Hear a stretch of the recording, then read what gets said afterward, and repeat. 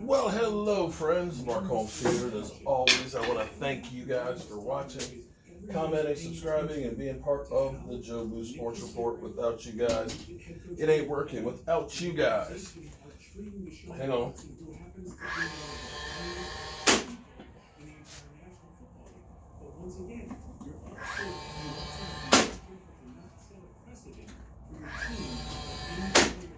How you guys doing today? It is another work day here in Joe Boo's workshop, and I got all kinds of stuff I got to do. You see the racks in here. Michael's just gotten the next coat of paint on all those, and then of course there's the honeydew list. Our good friend Michelle, who's in the land down under, sent my wife a beautiful plant for her office that we took as a bedroom and we converted into an office. And she's got an elliptical machine in there. She's got cabinets galore and everything else. She's got an aquarium for her, what do you call them? The fish you buy in the jar. You know, they got them in the little teeny-ish. And this plant is kind of big, and so she doesn't have a place to put it. So I got to make her a stand that's going to go over the rear end of the elliptical machine, so that way it can sit on there in the back corner and can sit there and be full. She'll probably kill the sucker, but that's another thing in itself. So I got to make this to match the cabinets that I originally built for the kids 17 years ago. Actually pretty proud that 17 years they're still being used. Unlike that IKEA stuff that we got, that you get. But anyway, interesting take. We've got Deshaun Watson saying, I want to get the hell out of Dodge. I'm tired of you mother humpers. I want to go someplace else and start out clean. Can't say that I blame him, because it just seems like Houston is screwed up. Now here's where it gets to be crazy. So now you've got some posts out there talking about how the Texans get even with Deshaun Watson, you know, how they can go ahead and squeeze him. You know, basically, if he doesn't play in preseason, it's $60,000 a day fine, and then another $600,000 game check that he misses and stuff. And so it's just like revenge. And I'm sitting here thinking about, you know, Deshaun Watson literally has given you everything, you know, that he has for all these years, and now this relationship is ugly. It's really ugly, and it's just like it's not fixable. And it seems like this year is the year of quarterbacks literally saying, F you.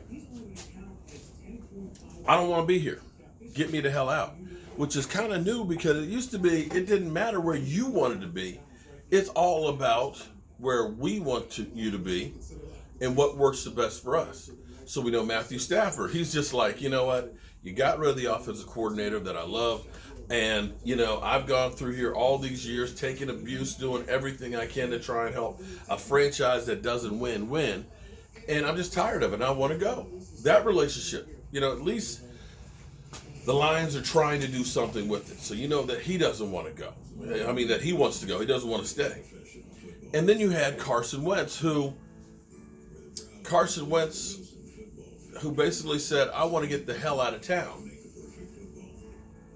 Who regressed, had one good season, 3/4 of one good season, and is high and mighty enough to say, you know what, screw y'all, I want to get the hell out of here.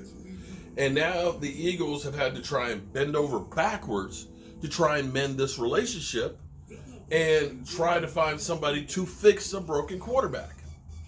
Then you go through with the Rams, with Jared Goff. Jared Goff, who they traded up. They gave a lot of draft capital to the Tennessee Titans to trade up to get him.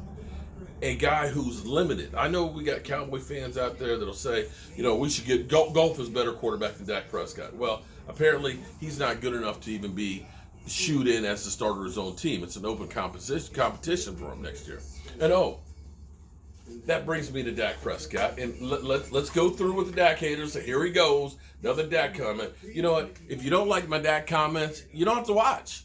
Real easy. You don't want to hear them? Don't watch. You choose to be here. So if you choose to be here, you're going to watch what I put out there. There you go. So here's the interesting thing, because we've got a situation right now where Dak still likes you. Dak is not one of these ones saying, screw y'all, trade me. Well, though you can't trade him because he's not under contract. But he has toed the company line. He has never once been cross when there were times you could look and say, screw you. Now, the Cowboys did one good thing is Dak likes Kellen Moore as the offensive coordinator. They were smart enough to make sure they kept that relationship together. But if you don't want this situation to turn sour like we have in other places, Cowboys need to get this thing done. That's the bottom line. And for those out there that are saying, let's go get Matthew Stafford, because he's a great quarterback. It's almost comical how they'll say, Dak Prescott, he's 13-17 against winning teams. He's trash.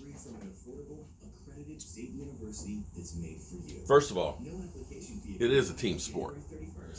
Which is funny because when Aaron Rodgers lost the game and the team didn't have faith in him, people were commenting saying, it's a team sport. They didn't put anything on Aaron Rodgers that, you got 3 takeaways late in the game and couldn't score. They didn't do that. They didn't say you were in the red zone and couldn't score. They didn't say that. They said it's a team sport. But I agree. It is a team sport. But for those that say that Dak Prescott, he ain't got a winning record against winning teams, I think there's only 3 quarterbacks that actually have a winning record against winning teams. And Dak Prescott, for at least when this article was out, was 13-17 against winning teams. Okay? Now, I have to double check and see where it is because we played, some winning teams at the beginning of the season, playoff teams. The people who say, and I can verify that that's still the same, the people who say he doesn't win against winning teams, that are now saying, go get Matthew Stafford. Matthew Stafford is 8-59 against winning teams. 8-59. 12%. Dak's 43. Interesting, isn't it? 8-59 is what Matthew Stafford and the Detroit Lions are against winning teams. And then, of course, we have those who say, Cowboys behind in games, empty calorie yards. Well, guess what? The Lions, most times, are way behind in those games.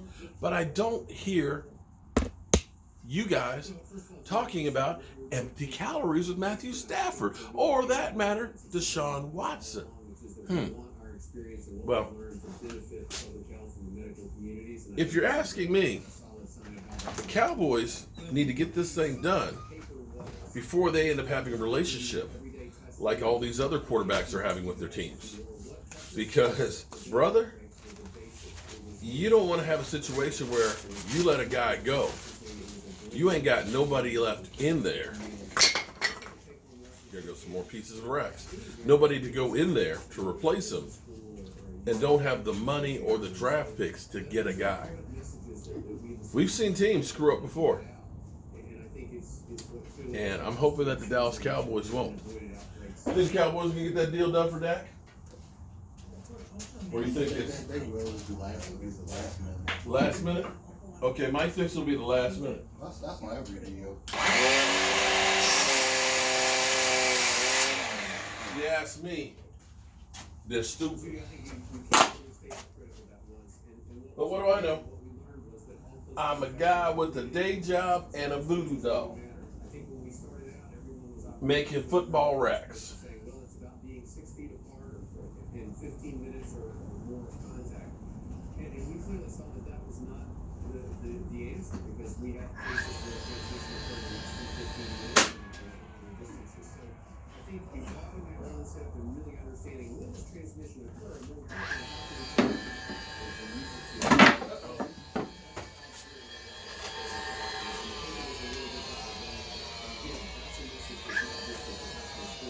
That's not good. What happens when you use these hardwoods? Now I gotta remember how to open this sucker up. There we go. There we go. Let's try that again. A week from now, we'll be in Tampa, just days away from the Super Bowl. What can fans who were there, what can all of us who are going to be there expect to see? Things that have been make it safe for attendance.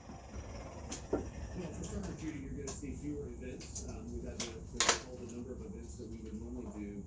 But I think importantly, those events that are being held they're in a distance fashion. Yesterday, you've seen that the mayor of the area. That's not good. Mask mandates, so that any around the stadium will have to wear a mask. Just make sure there's not one stuck up in there. Continuing right up through the game, and obviously the fans that attend. I think inside the stadium, we'll see again a lot of the measures that we've put in place throughout the season. Seating and pods. Looks like there's a nail stuck in there. I'm gonna take care of that.